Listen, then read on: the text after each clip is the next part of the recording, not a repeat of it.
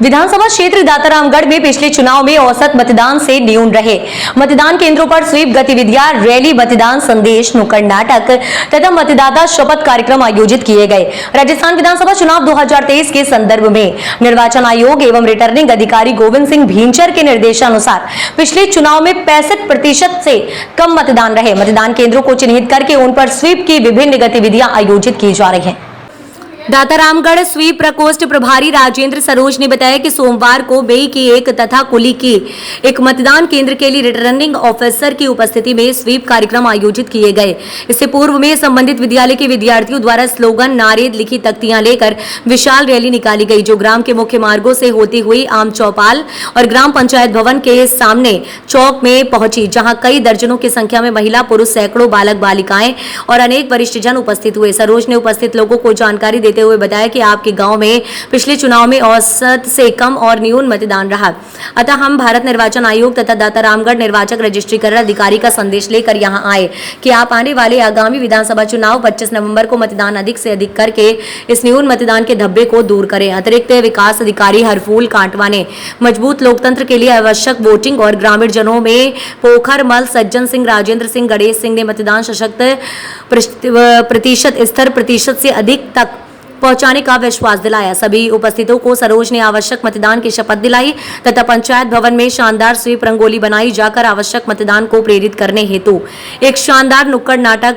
नृत्य कलाकार कमलेश राजस्थानी व स्कूली बच्चों द्वारा प्रस्तुत किए गए, जो कार्यक्रम का मुख्य आकर्षण रहा। इस अवसर पर ग्राम विकास अधिकारी मंजू मीना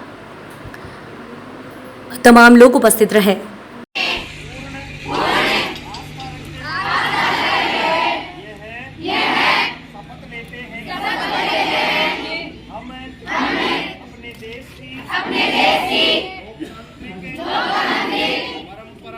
परंपराओं की मर्यादाओं को बनाए रखेंगे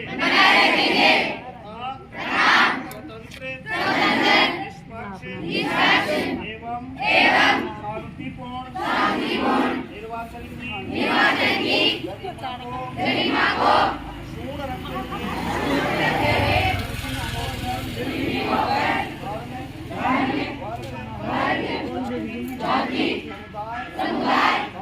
भाषा अथवा अन्य किसी प्रलोभन से प्रभावित हुए बिना सभी निर्वाचनों में अपने मताधिकार का प्रयोग करेंगे। ईश्वर हमारी मदद करे। जय हिंद।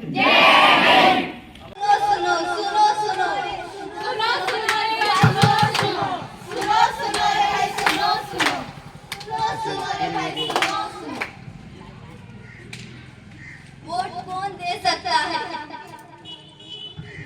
जो भारत देश का नागरिक हो, जिसकी उम्र 18 साल या उससे अधिक हो, किसी भी जाति, धर्म या लिंग का हो, जिसका नाम मतदाता सूची में हो, वही वोट दे सकता है। क्या वोट देना जरूरी है? यदि आप चाहते हैं कि सरकार समाज के लिए कुछ करे, समाज व देश का विकास हो, तो एक कर्मठ व ईमानदार